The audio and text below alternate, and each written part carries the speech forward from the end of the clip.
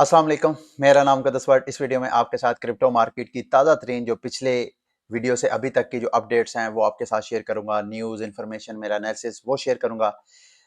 Market के हवाले से कुछ अपडेट्स हैं वो मैं आपके साथ शेयर करता हूं, लेकिन बीटीसी की प्राइस ऑलमोस्ट उसी 23,000 की रेंज में बार बार उसी रेंज में ऊपर नीचे जा रही है। इसका एनालिसिस क्या करना है, लेकिन कल मैंने आपको AXS टोकन के बारे में बताया कि उसकी प्राइस जो 45% पंप कर रही थी, उसका एक टोकन अनलॉक होना था पाकिस्तानी टाइम के मुताबिक कुछ 6:30 बजे या 6 बजे के करीब हुआ था। और अभी ये देखें, इस वक्त मेरी फेवरेट क्रिप्टो करेंसीज की लिस्ट में सबसे ज्यादा जो प्राइस डंप कर रही है वो ये है AXS टोकन। तो बहरहाल वो 60 मिलियन डॉलर प्लस के उसके टोकन अनलॉक होने थे, उसका कोई ना कोई तो इम्पैक्ट होना, तो एग्जैक्टली वैसे ही हुआ है। अभी इनका जो रॉन टोकन है उसकी मेरा ख्याल है आज 24 है, तो अगर मैं गलत नहीं हूं तो 27 तारीख को इनकी होनी है रॉन टोकन की अनलॉकिंग। वो भी कोई 25 मिलियन के करीब होगी। मैं एग्जैक्टली आपको इंशाल्लाह कल या परसों उसका डाटा शेयर करूंगा, उसके बारे में भी आपने केयरफुल रहना है।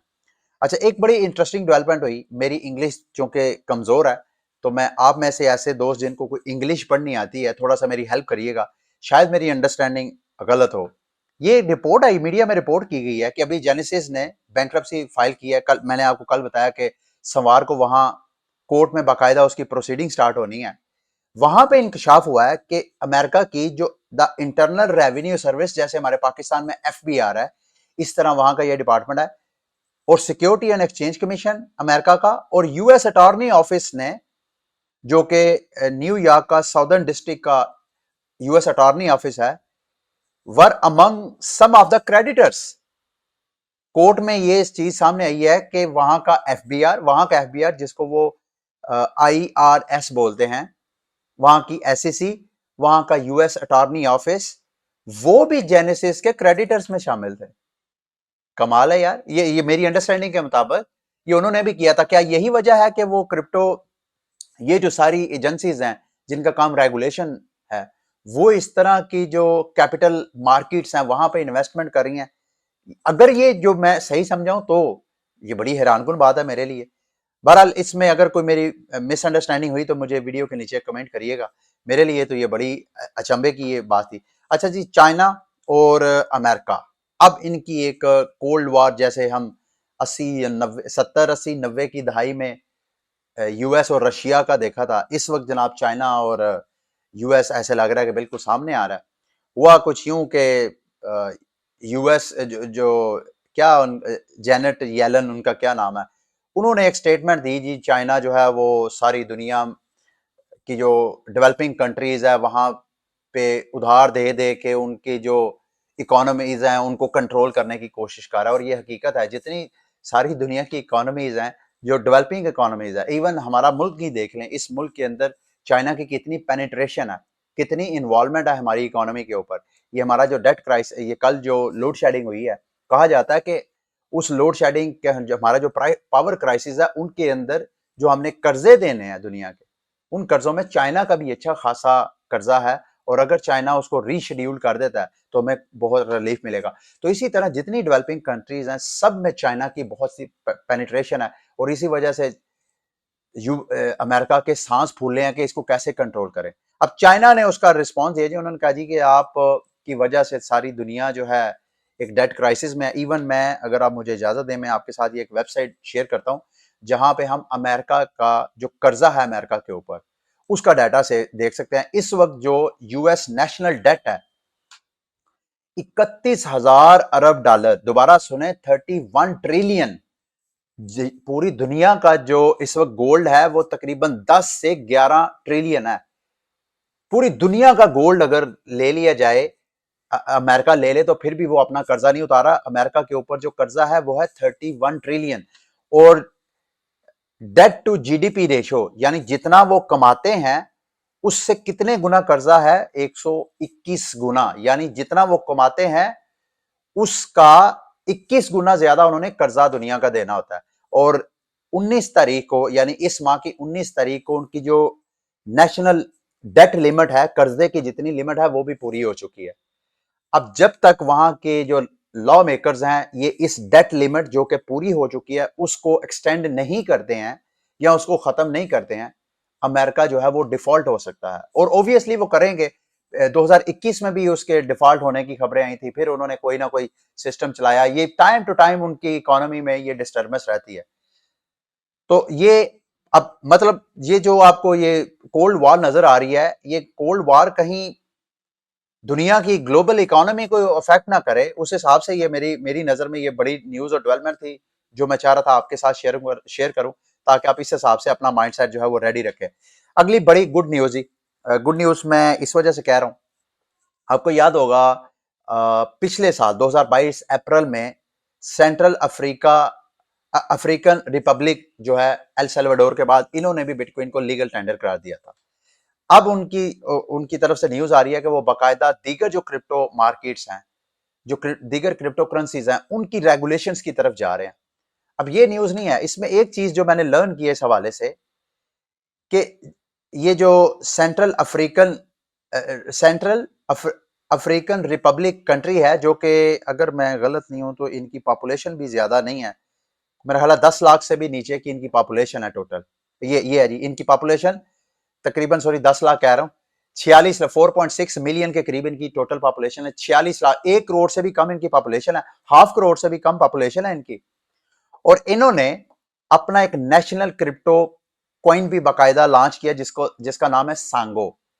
कोई बंदा भी इनके मुल्क में कोई सिटीजनशिप लेना चाहता है तो आप इनके टोकन, इनका रूल है बाकायदा, ये देखें कोंगो कॉइन, अगर आपने सिटीजनशिप लेनी है 5 साल के लिए, आपने तकरीबन $60,000 की वैल्यू के इनके ये जो कंट्री का इनका टोकन है सैंगो, उसके टोकन लेके आपने 5 साल के लिए लॉक कर देने। अगर आप लॉक करेंगे तो ये कंट्री आपको अपनी सिटीजनशिप ऑफर करवा देंगे। अगर आपने रेजिडेंस लेनी है तो रेजिडेंस के लिए आप मेरा ख्याल है 30,000 इनकी जितनी जितनी अमाउंट है उसका हाफ जो है, आप ये टोकन लेके 3 साल के लिए लॉक कर दें तो ये आपको रेजिडेंस दे देंगे। ये मैं आपके साथ क्यों, अच्छा दूसरा एक और चीज, इनके टोकन की जो फर्स्ट प्राइस है वो 20 सेंट के करीब है, नेक्स्ट वो कह रहे हैं 21 सेंट, और जब इनकी लिस्टिंग होगी, आई डोंट नो कब लिस्टिंग होगी, मेरा ख्याल है जब ये अपनी क्रिप्टो मार्केट को रेगुलेट करेंगे तो उस वक्त फिर ये अपने टोकन की भी लिस्टिंग करेंगे। अभी आप इनके टोकन बाय नहीं कर सकते हैं किसी एक्सचेंज वगैरह से। अगर आप कॉइन मार्केट कैप में जाएं तो वहां पर भी इनके टोकन की इंफॉर्मेशन नहीं मिलेगी। आप यहाँ पे पार्टिसिपेट पे क्लिक करेंगे, वहां जाके अकाउंट साइन अप करेंगे, अपनी केवाईसी करवाएंगे, तो फिर जाके कहीं आपसे ये इन्वेस्टमेंट वगैरह करवाएंगे। अगर आप इन्वेस्टमेंट करवाएंगे तो ये वो चीजें आपको ऑफर करवा रहे हैं। ये मैं आपके साथ इस वजह से शेयर कर रहा हूं कि ये जितने इस तरह के डेवलपिंग कंट्रीज हैं जिनको माली मुश्किलात हैं, वो भी इसकी तरह, इस मुल्क की तरह अपना एक नेशनल क्रिप्टो कॉइन लॉन्च करके इस तरह फंड रेजिंग कर सकते हैं। वैसे तो जो इस वक्त मुल्क के हालात बन चुके हैं, इस हालात में कोई पाकिस्तान की शोहरियत लेने के तो मुझे नहीं लगता कोई दूर दूर तक कोई इम्कानात हैं, लेकिन ट्राई करने में क्या हर्ज है। अब रेजिडेंस के हवाले से ही करें, कोई पता नहीं, हमारे जो हमसाया बहुत से ऐसे मुल्क हैं जिनको पाकिस्तान में बड़ी अट्रैक्शन हो, वो अच्छी खासी हमें फंडिंग कर सकते हैं। अगर सिटीजनशिप के लिए इन्होंने $50,000 की इन्वेस्टमेंट का एक रूल रखा हुआ है, तो पाकिस्तान भी अगर इस तरह करे तो यार क्या मालूम कि अच्छी खासी फंड रेजिंग कर सके पाकिस्तान भी इस साइड से। अच्छा, एक मेजर डेवलपमेंट है, अभी मैं देख रहा था कि क्रिप्टो करेंसीज की प्राइसेस में जो पैनकेक स्वैप है, पैनकेक स्वैप इस वक्त सबसे ज्यादा फेवरेट क्रिप्टो करेंसीज की लिस्ट में सबसे ज्यादा पंप कर रहा है, तकरीबन 8-10% उसकी प्राइस पिछले 24 घंटों में पंप की है। ये जो न्यूज है, ये मैं आपसे चाहता हूं कि आप जरा इस हवाले से मुझे गाइड करिएगा। यूनिस्वैप आपको पता है इस वक्त क्रिप्टो मार्केट का सबसे बड़ा स्पॉट डेक्स है, यहाँ पे लोग एक दूसरे को टोकन देता है, सबसे ज्यादा डिसेंट्रलाइज एक्सचेंज प्लेटफॉर्म है। वो अपने प्लेटफॉर्म के ऊपर ऑलरेडी उनके पास इथेरियम के चेन के टोकन स्वैप करने के लिए, पॉलीगॉन के लिए, एप्टोस के भी आप वहां पे कर सकते हैं। अब तीसरा, वो बीएनबी चेन को भी वहां पे लिस्ट, चेन के टोकन्स को वहां पे लिस्ट करने जा रहे हैं। अब मेरी नजर में अगर ये बीएनबी चेन यूनिस्वैप पे जाता है तो क्या, मेरा सवाल मेरे माइंड में यह है कि पैनकेक स्वैप जो कि बाइनांस स्मार्ट चेन के ऊपर सबसे ज्यादा पॉपुलर, सबसे ज्यादा वहां पे ट्रेडिंग की जाती थी, अगर यूनिस्वैप पे भी बीएनबी चेन के टोकन स्वैप होना शुरू हो जाएंगे तो इससे पैनकेक स्वैप की मार्केट को कितना डंट पड़ेगा? क्या इस कंपटीशन में बीएनबी चेन की मार्केट मजीद थ्राइव करेगी जिससे पैनकेक स्वैप का टोकन पंप करेगा, या कि पैनकेक स्वैप को यूनिस्वैप से थ्रेट होना चाहिए? क्योंकि पैनकेक स्वैप का अगर ये मार्केट कैप्चर करेगी तो पैनकेक स्वैप की जो है वो टोकन के ऊपर भी उसका इफेक्ट पड़ेगा। इन्होंने क्यों कहा जी? इन्होंने कहा जी कि जो बीएनबी चेन है इस वक्त सबसे ज्यादा वहां पे एक्टिविटी है। आपको पता है आए दिन नए से नए जो टोकन लॉन्च होते हैं, उसमें सबसे ज्यादा टॉप में बीएनबी चेन आपको नजर आता है। बीएनबी चेन जो है अमंग, अगर नंबर 1 नहीं है तो अमंग द टॉप चेन्स हैं जहां पे सबसे ज्यादा टोकन वगैरह लॉन्च होते रहते हैं। तो ये उस इकोसिस्टम, उस मार्केट कैपिटल को कैप्चर करने की कोशिश कर रही है। इस हवाले से आपने अपनी ओपिनियन का इजहार करना है। अच्छा जी, टून जो कॉइन है, मैं पिछली बार जब आपको इस हवाले से अपडेट किया तो मैंने बताया था कि ये टेलीग्राम का कॉइन है। अभी मैं थोड़ा सा इसके बारे में मजीद लर्न किया, पता चला है कि ये टेलीग्राम का 2018 में इन्होंने स्टार्ट किया था टेलीग्राम की टीम ने। तो उसके बाद अमेरिका की सिक्योरिटी एंड एक्सचेंज कमीशन ने इनको नोटिस जारी किए, क्योंकि इन्होंने आईसीओ वगैरह करने का कोई सिस्टम किया था।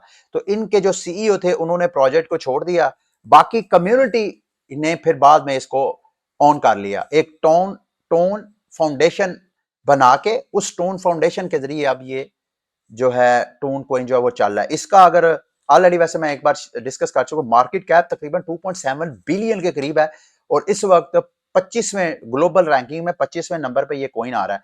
अब इस हवाले से न्यूज क्या आई है कि इनके दो कंसेंसस मॉडल थे, एक थे प्रूफ ऑफ वर्क और दूसरा था proof of stake. Proof of work में इन्होंने इनिशियल प्रूफ ऑफ वर्क की माइनिंग का एक सिस्टम रखा हुआ था कि कोई बंदा भी टून कोइन माइन करना चाहता है तो वो माइन कर ले। वो पिछले साल जून 2022 में वो माइनिंग हो गई है बंद। अब वो माइनिंग जिस जिस बंदे ने की है उनमें से तकरीबन कुछ ऐसे वॉलेट्स हैं जो कि 150 के 120 130 वॉलेट्स ऐसे हैं जिनके अंदर तकरीबन 1 बिलियन टोन कॉइन जो है वो पड़ा हुआ है और उस वॉलेट की कोई एक्टिविटी नहीं है। अभी ये प्रपोजल पेश कर रहे हैं, wallet will be considered inactive.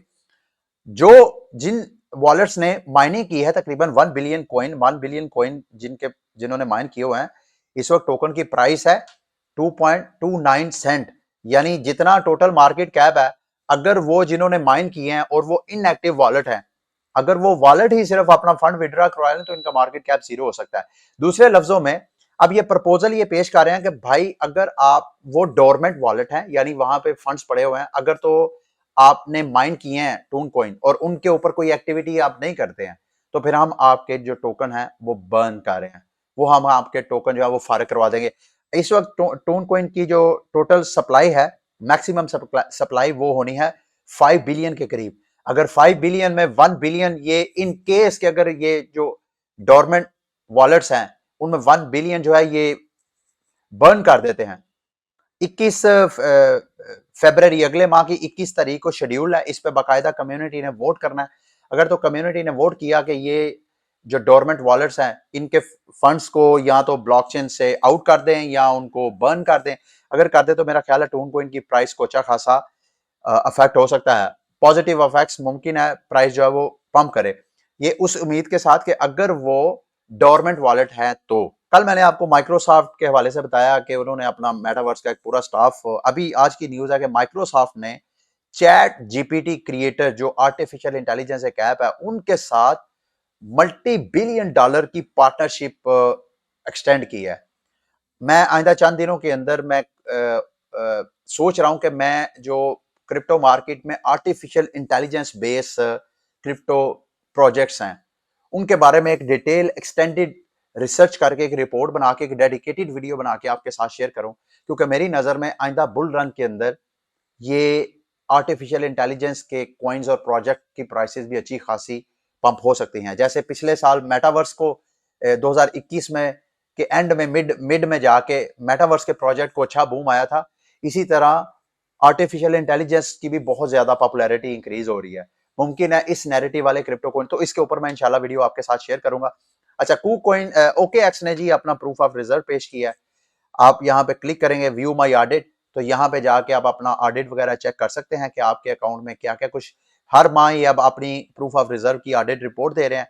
अभी इनकी रिपोर्ट आई है, इसके मुताबिक अगर मैं क्लिक करूं तो ये मेरे सिर्फ 3 कॉइन्स के ये बता रहे हैं, इथेरियम, बीटीसी और यूएसडीटी मेरे अकाउंट में जो पड़े हैं उसका ये डाटा बता रहे हैं। और अगर आप यहाँ पे इनके रिजर्व ओकेएक्स के रिजर्व चेक करें तो इन तीनों कॉइन के हवाले से उन्होंने रिजर्व का डाटा शो किया। बीटीसी इनके पास 105%, यानी यूजर्स का 1,17,000 बीटीसी है, जबकि इनके पास वॉलेट में तकरीबन 1,23,000 के। इसी तरह इथेरियम भी है और यूएसडीटी के रिजर्व भी इनके पास तकरीबन 101% इनके पास रिजर्व है। ठीक है, अच्छा जी, लास्ट में ये इथीरियम की आईसीओ हुई थी स्टार्ट में।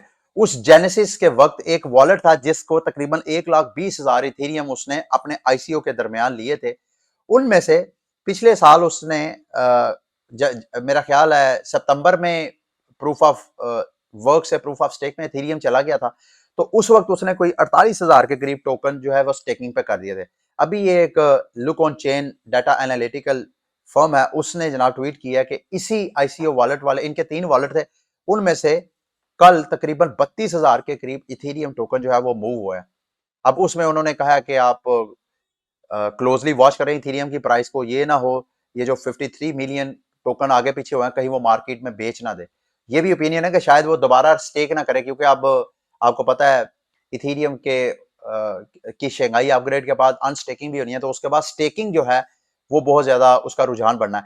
ये बल्कि मुझे अगर आप इजाजत दें तो इथीरियम की शंघाई अपग्रेड के हवाले से इनकी एक अलग से इन्होंने टेस्ट चेन बनाई है जिसको ये शैडो फोर्क बोलते हैं। वहां पे इथीरियम की सारी जो टेस्टिंग वगैरह उस चेन पे करते हैं। अभी इन्होंने कल उसके ऊपर एक टेस्ट किया शैडो फोर्क के ऊपर इथीरियम की शंघाई अपग्रेड का। थोड़े बहुत ग्लिच वगैरह आए थे और ग्लिच वगैरह इन्होंने रिमूव करके, तो अब दूसरे लफ्जों में होपफुली मार्च नहीं तो अप्रैल तक शंघाई की अपग्रेड हो जाएगी। उसके बाद पता चलेगा कि इथीरियम का क्या होना है। इथीरियम की 13 से 14% जो इस वक्त स्टेकिंग में सप्लाई है उसने आहिस्ता आहिस्ता अनलॉक होना है।